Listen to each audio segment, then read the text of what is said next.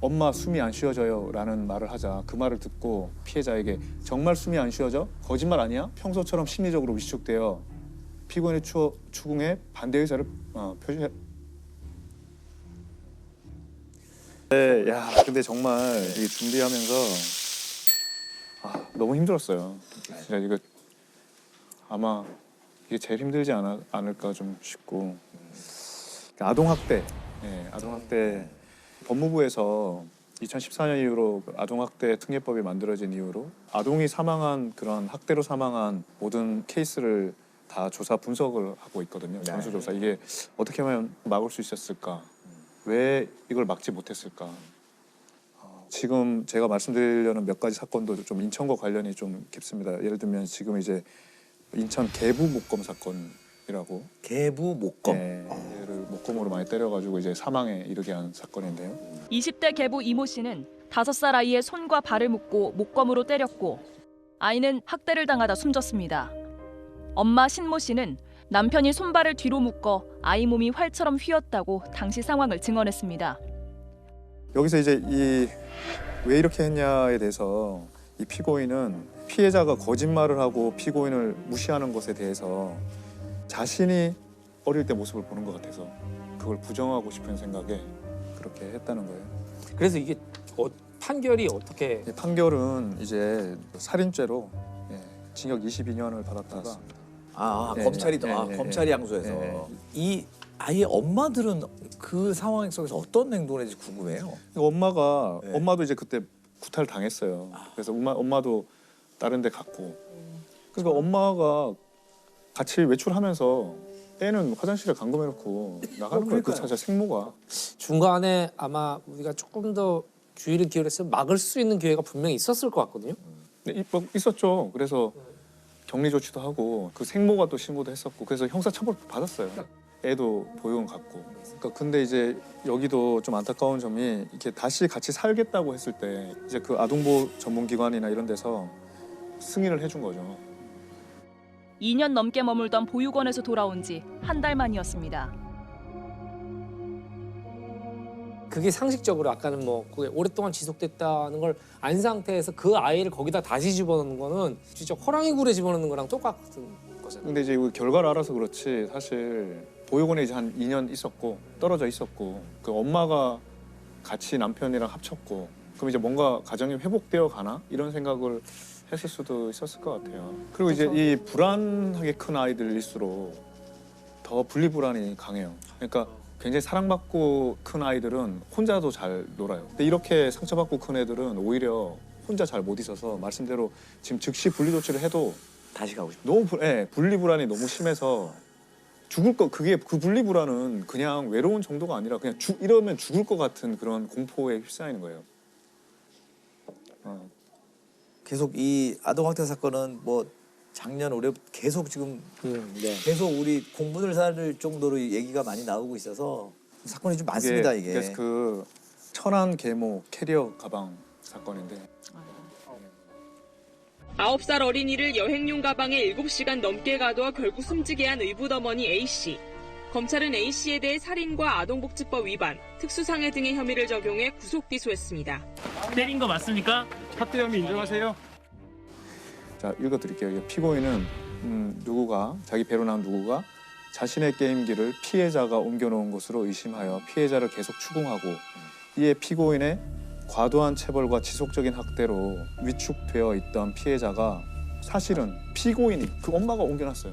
피고인이 위 게임기를 옮겨놓은 것임에도 피해자가 거짓말을 하였다는 이유로 내부 옷방에 있던 여행용 가방 가로 50cm, 세로 70cm 되게 작죠 캐리어가 을 거실로 가지고 나와 피해자 키가 132cm고 어깨 넓이가 34cm 어깨 넓이가 34cm인데 거기 들어가라고 한 거예요.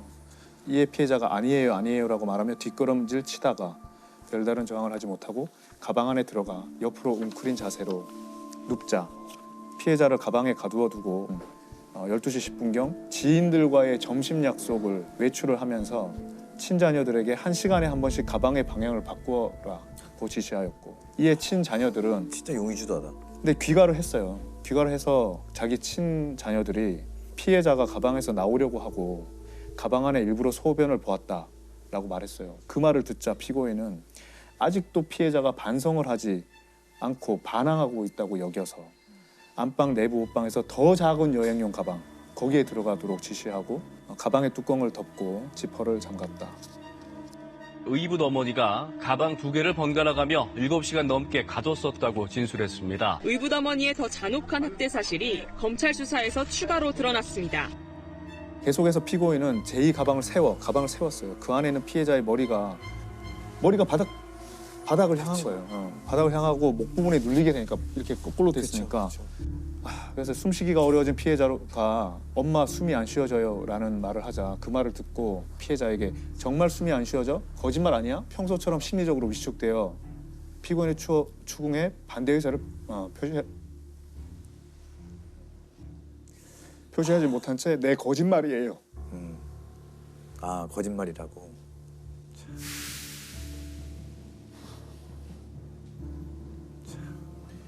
얘가 이제 너무 힘드니까 가방 내부에 그 박음질이 된 천을 뜯어서 거기 나가려고 가방에 뜯어진 부분으로 손을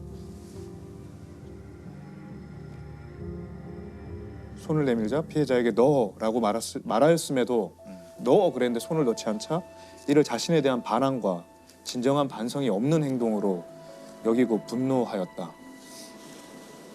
이에 피고인은 당시 73kg의 체중으로 그 가방 위에 올라가서 앉았다가 올라가 뛰거나 밟고 이에 피해자가 울며 숨이라고 소리를 지르는 등 고통을 호소하였음에도 계속 뛰거나 밟았다. 살인이네. 살인. 아니 그 이렇게 이 아이가 믿고 키우고 싫으면 아이를 왜 맡았느냐가 저는 이해가 안 되는 거예요. 그렇지. 이렇게 미운 애를 예. 자기 입장에서는 그러니까요. 남편과 싸우고 이러면 애한테 화풀이 하는 거예요. 미안. 근데 그 정말 피해자한테 평소에 막 그렇게 괴롭히면서 너 마음속으로 나한테 욕했지 하면서 모든 걸 자기 통제하에 놓고 마음까지도 통제해 버리려고. 가기 전에 징역 22년을 지금 받았는데 2심에서 25년으로. 역시 아까랑 똑같고. 이 같이 있었던 이 피고인의 친자식들 네. 이런 상황에 가담 내지는 목격하고 어찌됐든 동조하게 된 거잖아요. 친모의 애들은 친모의 범죄를 증언해요. 이렇게 했고 이렇게. 다 얘기해요. 네. 아 이게 그 아이들 얘기가 그 참조가 아이들 많이. 이야기에 그거죠. 근데 하여튼 이 엄마는 반성문을 이제 수많은 반성문을 제출했는데 피해자가 거짓말과 나쁜 행동을 하고 이해할 수 없는 행동을 해서 모든 방법이 물거품으로 돌아가고 실망스러운 피해자의 모습을 봤다. 그 아이의 길을 꺾기 위한 일종의 기싸움이었다라고 이야기합니다. 그러니까 판사도 피고인의 진정으로 반성하고 참여하고 있는지 의문이다 이렇게 써놨죠. 저 25년도 이렇게 모자란 것 같죠. 피해자의 유족과 학교 선생님, 이웃 주민이 기억하는 피해자는 밝고 명랑하고 춤추기 좋아하며 친구들과도 잘 어울리는 어린아이였다. 꿈이 경찰관이었대요. 경찰관이 꾸미던 아이는 피고인의 지속적인 학대 가운데 점차 말수가 줄고 잘못하지 않은 것도 잘못했다고 인정하는 등 가정 안의 왕따로 외롭게 지내다가 엄마라고 부르던 마지막까지 숨을 외치며 자신을 구해줄 것으로 믿었던 피고인에 의하여 그렇게 생명을 잃었다. 또 다른 네, 맞아. 이야기가 이게 제가 있나요? 예. 이 사건이 되게 의미가 큽니다. 서연이 사건인데요. 이게 서연이 사건은 2013년에 있었는데 최초로 아동학대 사망 사건을 살인죄로 인정한 사건이고요. 네. 그걸로 아동학대 처벌에 관한 특례법도 만들어진 굉장히 중요한 사건이죠. 이 모양을 때려 숨지게 한 계모 40살 박모 씨에 대해 울산지검이 학대치사가 아닌 살인죄를 적용해 구속 기소했습니다. 갈비뼈 24개 가운데 16개가 부러지고 사망에 이르도록 치명상을 입혔다고 강조했습니다. 울산 서연이 사건 등을 계기로 아동학대 처벌을 강화하는 내용의 아동학대 범죄처벌 특례법 제정안을 통과시켰습니다. 피고인이 피해자 당시 7세에 대한 폭력을 지속적으로 행사하여 오던 중 피해자가 소풍을 가기 위하여 식탁 위에 놓아둔 현금 2,300원. 2,400원. 네, 2,300원을 훔치고도 안 훔쳤다고 거짓말한다는 이유로 순간적으로 격분하여 35분 동안 전신을 닥치는 대로 때렸다. 옆구리를 많이 다쳤는데 이거는 사람이 본능적으로 이렇게 막잖아요. 예, 이 판결문에 나오는데 옆구리를 그렇게 많이 다친 거는 그러니까 이게 손을 들게 하고 때렸다는 거예요. 같은 날 좀 있다가 또 피해자가 그런데도 피고인에게 미안해요 엄마 소풍을 가고 싶어요. 그래도 소풍을 가고 싶다고 한 거예요. 했더니 피해자가 물건을 훔치고도 아직도 반성하지 않고 소풍 가고 싶다고 한다는 이유로 재차 격분해서 피해자의 얼굴이 창백해질 때까지 20분 동안 또 추가로 때려요. 머리, 옆구리, 배 등 급소를 무차별적으로 때려 다발성 늑골 골절로 인한 양폐 파열로 사망에 이르게 했다. 늑골이 16개 부러졌고요. 이거 훔쳤다고 이렇게 때렸잖아요. 2,300원. 근데 본인은 그 다음 피고인의 그 범죄 사실이 몇 달 전에 스승의 날 기념 행사를 위해서 학부형들하고 같이 만나서 어느 집에서 회의를 하다가 주위에 아무도 없는 틈을 이용해서 가지고가 절취했다. 자기 학부형 그거는 절취하면서 자기 지금 2,300원 지금 훔쳤다고 이렇게 애를 이제 때렸어요. 근데 이게 그 살인죄가 인정이 안 됐습니다. 처음에는. 그래서 피고인이 징역 15년에 처했어요. 그러니까 왜 살인죄가 인정 안 됐냐. 이유는 살인의 고의가 인정되지 않는다면서 상해치사죄를 적용해 15년이 선고되면서 형량이 낮다는 국민적 분노를 샀습니다. 이 피고인이 119에 자기가 신고를 했어요.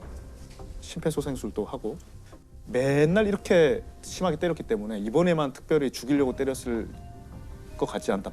판결 이유가.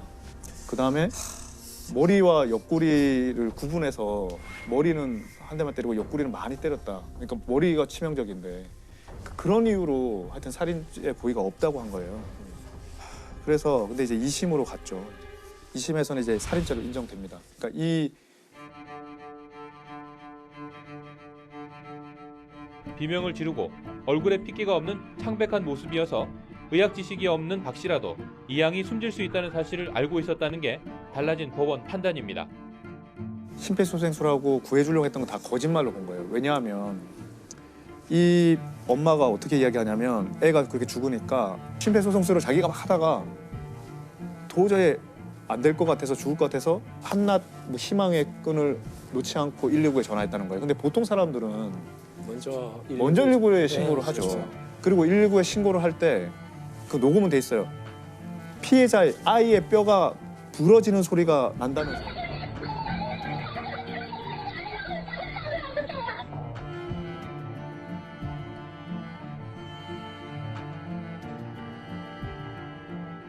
자기가 다 부러뜨려 놓고 왔다. 그리고 119 도착했을 때는 바닥과 욕조와 피가 다 닦여 있었어요. 브루스타라는 약품을 뿌리면은 피가 형광색으로 빛나거든요. 그걸 했더니 이제 피가 다 닦여 있었던 안 보이던 피들이 다 드러나는 거예요. 더 악랄하게 본 거죠. 네. 그 살인이죠? 살인이죠.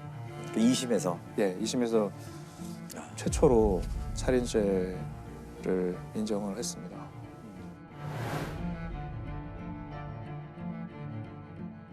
이런 사람한테는 보호자라는 어떤 역할을 영원히 못 맡게 해야 되지 않나요? 느낌이 드는 건 영원히 사회에서 격리시켜야죠. 이런 잔인한 폭력범들은. 근데 이 이야기 마치기 해요. 전에 제가 네. 꼭 하나 하고 싶은 얘기가 있어서 그런데요. 네.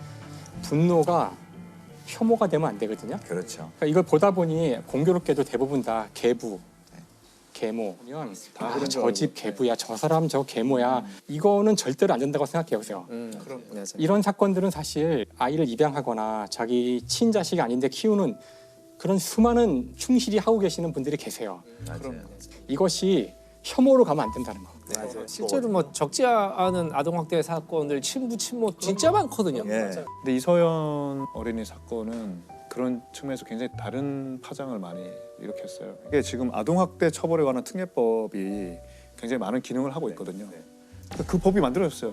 그 전에는 법이 이렇게 강력한 법이 없었거든요.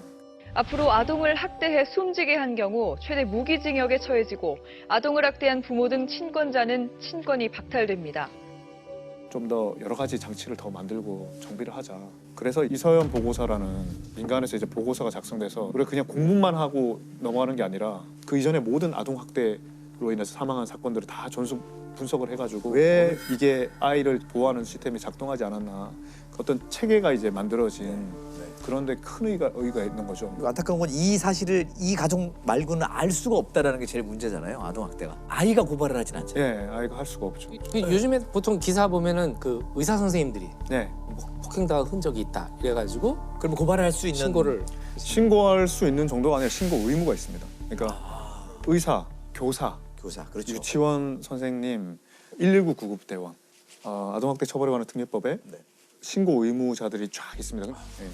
신고 의무도 강화돼 학대 사실을 신고하지 않으면 500만 원의 과태료를 물도록 했습니다.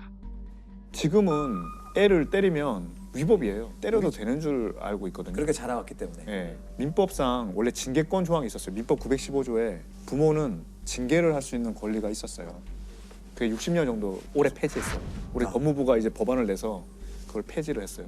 모토가 사랑으로도 때리지 말라 이렇게 해서 부모가 징계를 할 수 있는 권리가 없다는 거 그래서 저희 좀 더 알려졌습니다. 이제 이런 사건들을 보면서는 우리가 물론 가정의 문제이지만 그것이 도를 넘는다는 거는 인간이 직감적으로 이게 느낄 수 있잖아요. 그걸 많은 사람들이 이제 자기의 문제라고 생각을 안 했거나 그냥 가정 안의 문제라고 생각을 했을 거라고 추측이 되는데요. 다른 집안의 문제일지라도 좀 의심을 하고 이 아이들이 당하는 문제는 이제 우리 모두가 자신의 일일 수도 있다는 생각으로 그런 자세가 필요하지 않을까? 그게 제일 중요한 거예요. 선생님 말씀대로 우리가 아프리카 속담에 한 아이를 키우려면 온 마을이 필요하다고 했는데 정말 이 아동학대를 막기 위해서 온 사회가 진짜 각자 몫을 다 해야겠다. 이거 신고 의무자는 신고 열심히 하고 그걸 모두 관심 가지고 항상 지속적으로 계속 지켜보고 고민의 결과를 또 정부나 보여주고. 그렇죠. 다시 이런 범죄가 생기지 않는 게 목적이니까.